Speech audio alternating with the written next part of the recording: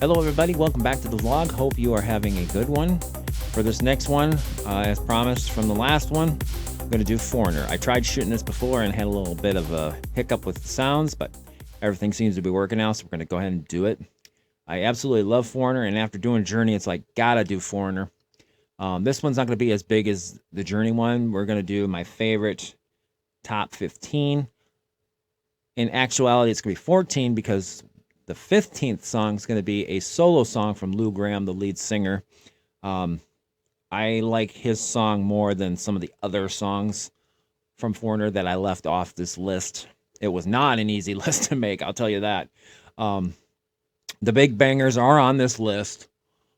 Minor, except for maybe a couple minor hits, because I just love Lou's version of this song he did. And we're going to kick things off with Lou's song. And I'm going to give you a little story about it because it's a funny story in my personal life. First song, of course, Lou Gramm, Midnight Blue.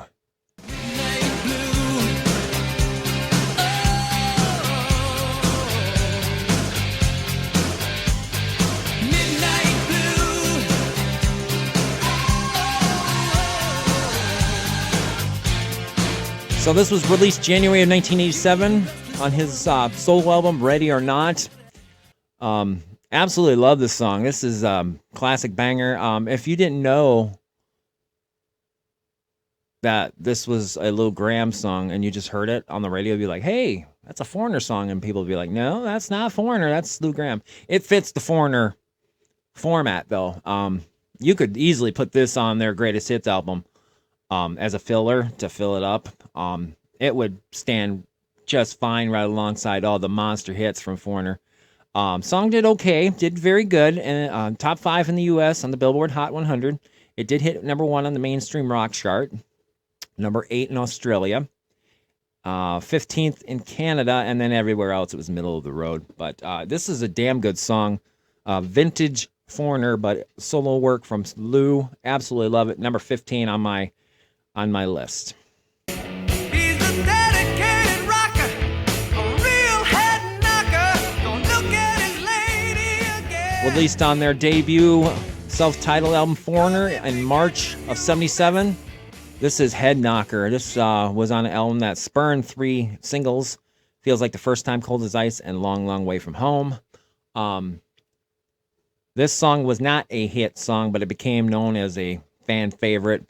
So that's why it's on this list. It's one of my favorites. I like it. It did not chart as a single, but that's okay. I just love the guitar work on the beginning and the vocals. The song was written by,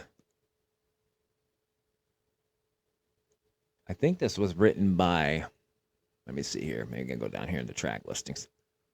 Head Knocker. Here we go. Lou and Mick Jones both wrote it. Jones and Mick wrote, or Lou and Mick wrote tons of songs together. So the majority of the songs on here are from those two alone. Absolutely love this song. This is a good one.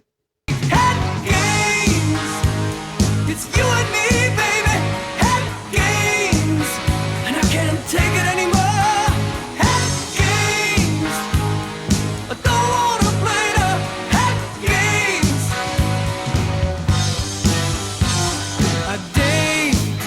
The title track from their second single off that album, Head Games. This was their third album. Again, written by Lou and Mick. This was released primarily in the United States in November of 79, so a year after I was debuted. This came out. Absolutely love this song. I love the guitar work and the boom, boom, boom, boom in the background. Just that classic 70s rock. Oof. I know I was an 80s child as far as music because I was born in 78, so I don't remember anything in 78 or 79. So I consider myself an 80s child for the music, but man, I respect the 70s sound, the disco and the classic rock and Foreigner. Oof. Classic Foreigner. I just love it. My mom played them a lot when she'd clean the house. That was one of the albums she played, was the Foreigner Jukebox Hero Greatest Hits. The album shape as a jukebox. This was one of them. I grew up loving Foreigner because of my mom, and my dad played them on his radio station at WGRD in Grand Rapids. They were heavy spinners. I love this song. This is classic, vintage, gritty Foreigner. Say you will, say you won't.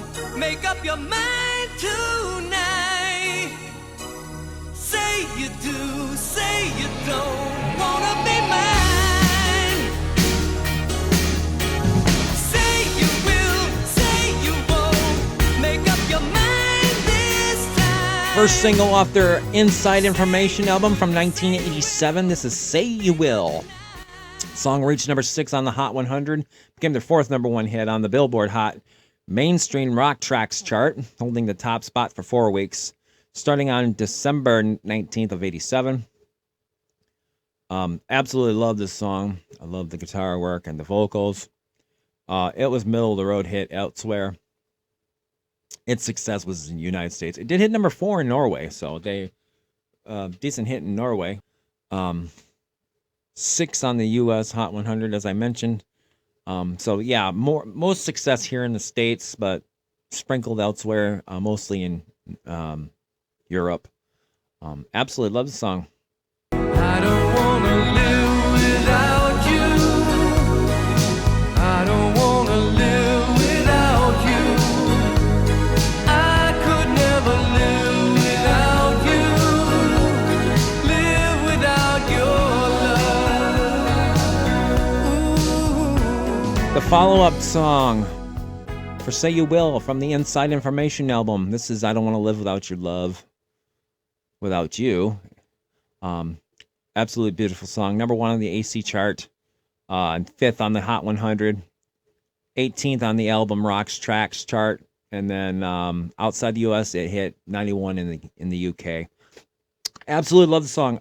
Power balladry, I love their power ballads. When I think power ballads, when you think power ballads, you think of like the other 80s groups, the big hair bands, Poison and all those guys, but these guys had some damn good ones too. I think they actually led the way. They got so many good songs. I love it. And now it's a damn good song. I'm a dirty white boy. Yeah, a dirty white boy. A dirty white boy. You know I'm a dirty white boy, and I'm proud of it, damn it. First single taken from the band's 3rd studio album, Head Games, in 1979. This is Dirty White Boy.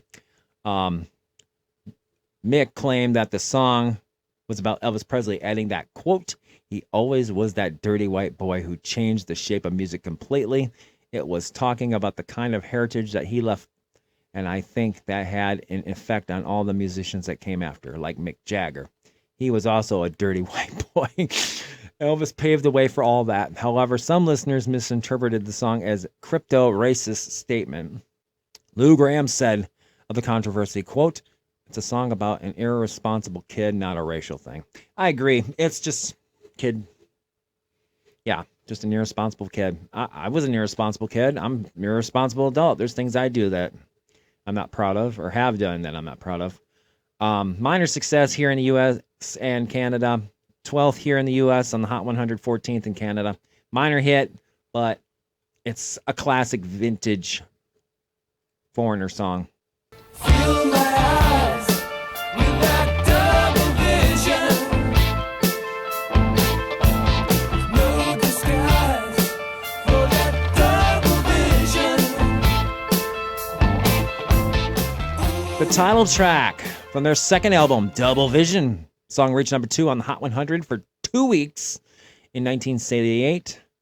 Came up just behind MacArthur Park by Donna Summer. Became a gold record. The song is also a top 10 hit in Canada. The song has been a staple of the band's set list since its release over recent years. Lou Gramm and Foreigner, which is now fronted by Kelly Hansen, who is also very good, I might add, have both used the song as their shows. A lot of people don't like Kelly Hansen. I do. This is kind of the reverse effect for me, like it was with Journey. I don't like the guys that followed Steve Perry. They're okay. They're talented. It's not the same without Steve Perry. But for Foreigner, Lou has left the band, and I know he's had health issues, kind of like what Steve's going through with his health issues. Kelly Hansen does a very good job. It's almost like you can't really tell it's not Lou. I mean, Kelly holds his own. Um, and they've been going at it since he joined the band. I don't know how many years it's been now, but I have an album, a CD called Jukebox Heroes, and it's their greatest hits from the Lou era days with Kelly singing lead, and he does a damn good job. At first, I was like, okay, I'll listen to it, and I'm like, it's pretty good. I wouldn't rank any of his versions higher than Lou's, but Kelly does a good job, and I'm glad I have the CD. It's a nice little change of course. I'm gonna hear like 2020s Foreigner. That's fine, but I love Double Vision. It was a great song, and one of their absolute best songs.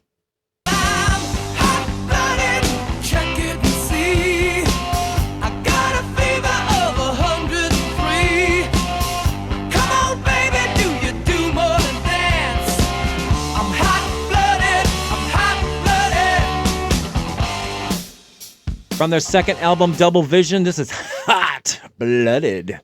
Released as a single in June of 78 and reached number 3 on the Hot 100. The single also certified platinum, 1 million units sold. The single is also certified oh, I already read that part. Okay, I'll see. Lou Gramm stated, we used to work at Mick's apartment, and he would just keep playing one guitar riff after another, just playing whatever came into his mind. When he started playing that riff, I remember saying, wait, stop, what was that? Mick said it was just another riff, so I started singing along to it. We eventually got the idea of what the chorus would be, and then started working on the verse lyrics. Once they were put together, it naturally led to the hot-blooded verbal line. I remember we were jumping off the walls when we cracked the title of the song. Yes, nicely done by Mick and Lou. One of their signature songs. It's been a staple in their concert set list. One of their best songs ever. Hang on. I didn't do chart listings. As before with most of their hits, good success in the U.S. and Canada. 3rd on the Canadian singles and Hot 100 charts here. 4th in the Cashbox. 24th in Australia. 42nd in the UK.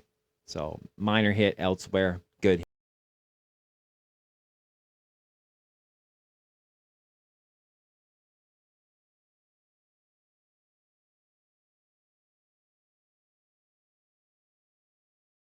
Titled album, Foreigner. This is Cold as Ice, written by Lou and Mick. A single version is a second shorter than the album version, but adds an orchestra track.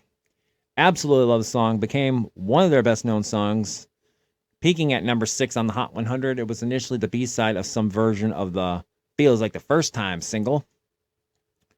Cold as Ice was a replacement for a song that was intended for Foreigner, but which Gary Lyons, a producer, didn't feel for the album.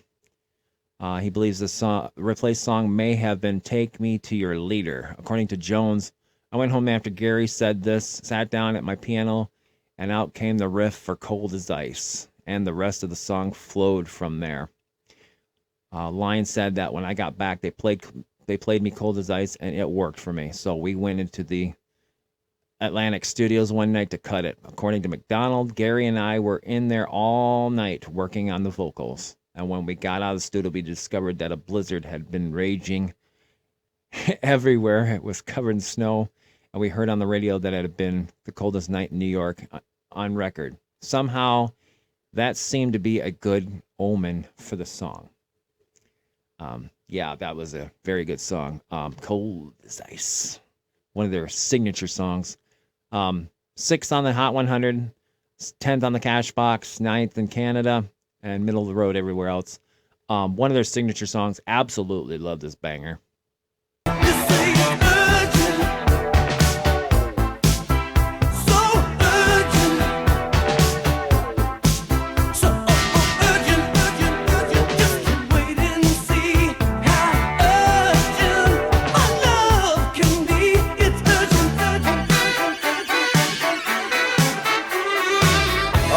Love this song.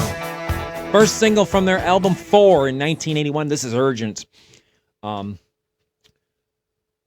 Producer Mutt Lang wanted to hear every music idea singer Mike Jones had recorded on tape, no matter how embarrassing. One of these ideas was the opening riff that we just heard. Well, down, one that we didn't hear the opening riff, but you could hear it in the song.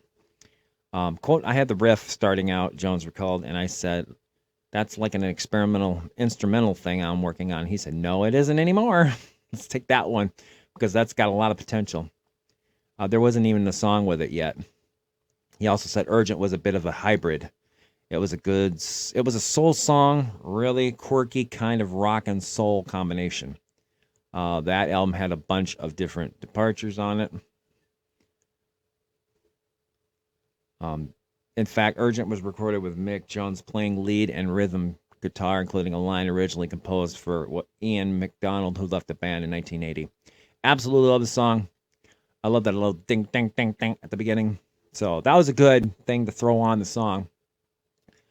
Hit number 1, Canada, South Africa, and the Billboard Mainstream Rock.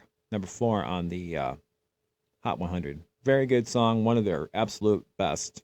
Feels like the first time. Feels like the very first time. It feels like the first time. It feels like the very first time. One of their first hits from their debut self-titled album. This is Feels Like the First Time. Written by Mick Jones in 1977. This is the band's it reached number 4 on the Hot 100 charts. 5 on the Cashbox, 7 on Canadian charts, and the middle of the road elsewhere. I have a nerd alert here about this song. This song holds a special place in my heart. This was the first song I used to ask my first serious relationship, first serious girlfriend out. So a little quick nerd alert here for me. I was a shy kid in middle school and high school, so I didn't go out with anybody. I was too shy. The person I wanted to ask out, I missed my chance in asking out, and I found out years later that had I asked her out, she would have said yes. So that was kind of a kick in the nuts, but, you know, stuff happens. We have our own trajectories in life, and that's what happens. I ended up moving away anyway, so we probably would have had to break up or have a long-distance relationship and whatever. But my first serious relationship started in 2002 in October. This girl I used to work with when I worked at Kmart. Her name is Jade. Hi, Jade. I know she's watching this because we're friends to this day. And not to get off track, but she's also a Journey fan like I am. So, when I was making that Journey list yesterday after I was rendering it and it was being uploaded, I told her, you're going to like my new vlog. And I told her what it was. So she gave me the little ding. So I forgot to mention that my Journey thing. I was so pressed for time getting that done. But that, I will say this right here so she can hear this. That Journey Top 20 playlist is dedicated to her. Excuse me. So, because I know she loves Journey. So, I know our list is going to be pretty similar to each other's as far as which songs we rank what. But anyways, back to Foreigner. So we've been working with each other for a while at Kmart, and we started talking and friendly and, you know, just light, friendly flirting with each other. And I'm thinking about it. I'm like, I like this girl. I think I'm going to ask her out. And so one day I'm heading to work, driving in, trying to think of how I'm going to ask her out at work. Because, you know, you really shouldn't do that at work. You should find a time, you know, whether you're on break or afterwards, to ask a girl out. And as I'm thinking about this, driving in, this song pops up on the radio. I'm listening to 107.9 The Fox out of Fargo.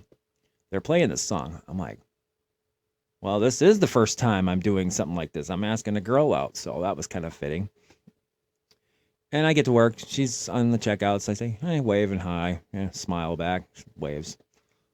And then later up, she comes up to me and asks me for a ride home. She's house sitting for her grandparents, and they live in the same city that I did, which is about 9 miles west of where we worked. I'm like, she knew I lived in Frazee, so I'm like, yeah, sure, okay. I'm like, ding, ding, ding, ding. That's what I'm going to ask. So we get off work, and I drive her to her grandparents, and I kid you not, when she was about ready to get out, this song started playing again. It's like, okay, this is a serendipitous moment. So that's when I like, okay, I'm going to do it. So I asked her out to the Christmas party our store was planning, and she said yes, which we ended up going out a couple more times before that.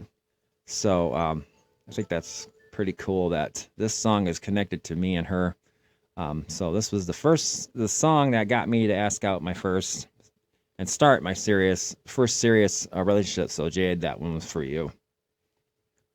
I've been waiting for a girl like you to come into my life.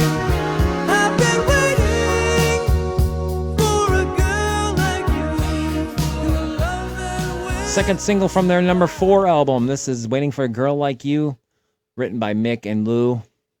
Absolutely love this song. I love the power balladry of it. It was a pretty decent hit in the U.S. and Canada.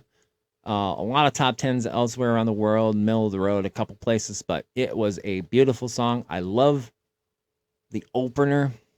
The first time I heard this song was early 80s. I was living in Grand Rapids, Michigan. My dad was working for WGRD Radio, which is the top dog radio station in Grand Rapids, Michigan. At that time, and I think it still is today, even though the music today sucks, minus a few people. But I remember this song distinctly on the radio, and especially the opening part of the song. This part right here. This vintage 80s song. And it really gets you, especially at night. I'll turn it down just a little bit. It's a little loud. I love listening to that song at night. And I remember one time, this was years later, we were driving to Michigan for my cousin's wedding in 1996. And as we were coming into Grand Rapids, it was nighttime, it was dark. This song was playing, and we were coming around the bend on I-96 into Grand Rapids, and you could see the skyline. And this song's playing, and I was just like, it was like a time machine back in the 1980s. And I'm like, damn. And my dad's like, what? And I'm like, I'm having a flashback moment of hearing this song and the skyline of Grand Rapids. We're back home. And he kind of chuckled a little bit, and so did my mom, but they knew what I knew. They know what I know, what I felt. That was a vintage 80s moment, and that's just scarred in my head, and that's a good memory. I love this song. Songs like this just bring me back to my childhood when there was no bills and bullshit, and didn't have to worry about anything. No internet, just life was simpler back in those days. Music was better back in those days, and I treasure those moments forever.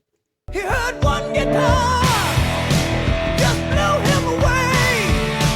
Saw stars in his eyes, and the very next day, bought a beat-up 6-string in a second. Off their 1981 album 4, this is Jukebox Hero. Absolutely love this song. I love the guitar work, especially the second verse where it goes wham, really good. It's just whoa. Mick does a great job on that one. This song, Ultimate Classic Rock critic Matt Wardlaw ranked Jukebox Hero as Foreigner's all-time greatest song, stating that for anyone who has ever been on the wrong side of a sold-out crowd, Jukebox Hero will touch a chord. Billboard called it a snaring rocker featuring tough guitar breaks and hot vocals. Billboard reviewer Gary Graff rated Jukebox Hero to be Foreigner's 5th greatest song.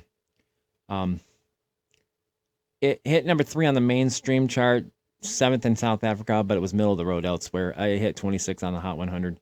It's an underrated Foreigner track. One of their best vintage songs from the 1980s. I wanna know what love is. I want you to show me. I wanna feel what love is. I know you can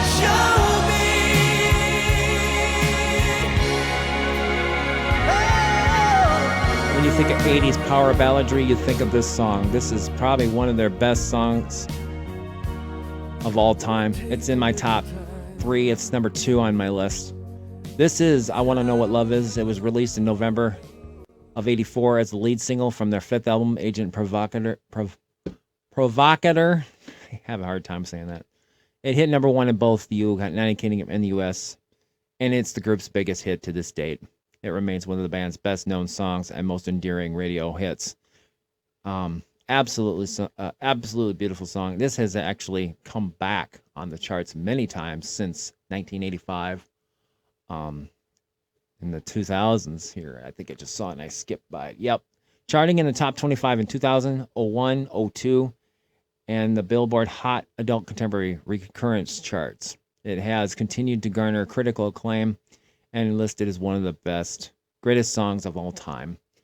This song is also appearing on the GTA Vice City Story soundtrack, and is actually the first sound you hear as the game opens up and Vic Vance gets off the military truck and begins his tour duty in Vice City. Absolutely love the song. This is vintage 80s. This is the one that gets you going. You want to do the arm wave, do the cigarette lighter in the air. This is the one you want to crank up in the radio in the car, and people are looking at you with the cranked up. They know what you're doing, and they join along with you. Absolutely beautiful song. It is one of their best, but in my opinion, it's not the best. It's close, though. It's very close, but this next song just beats it out for the number 1 spot just by a little bit. That was yesterday. I had the world in my hands, but it's not the end of my world. Just a slight change of plans. That was yesterday, but today life goes on. Second single from the Agent Provocateur album. This is That Was Yesterday. That was yesterday. Written again by Lou and Mick. This is a beautiful song. I know it's sacrilege to put anything above I don't know. I want to know what love is, but I just have to. This is such a hauntingly good song. I love the meaning behind it. It's like a dose of reality that people need, even myself included. Anything that's happened these days, and it's just like, you know what? I'm not going to worry about it. That was yesterday. It's all in the past. It's like they said in the song, no more hiding in yesterday's world, because yesterday's gone. Goodbye, yesterday. Now it's over and done. And I love the ending for the song. You know how I love my crescendo endings. I said it with Forever with Kenny. I've said it with Is It Scary with Michael. We Don't Need Another Hero, Tina. And this one is just another one. Now it's over and done. Right here.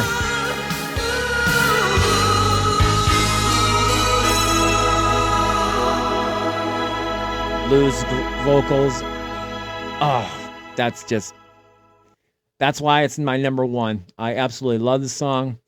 And chart position, it didn't do too hot. 12th on the Hot 100. It did well on the album Rock Tracks chart, number 4, but it was middle of the road elsewhere. 19 in Netherlands. Unfortunately, it wasn't as big as their other hits, but for me personally, it's number 1. And that's it for Foreigner. Hope you guys enjoyed it. If you got an idea of a top 10, 20, whatever you'd like to see me do next, an artist I haven't covered yet, let me know, and I'll look into it, see if I have enough to do something. If you like this vlog, hit that like button, leave a comment if you like, subscribe to the channel. If you'd like to help out future projects, please visit my Patreon at patreon.com/MNTwins28. You do not have to help, but any help always greatly appreciated. Until next time, peace out.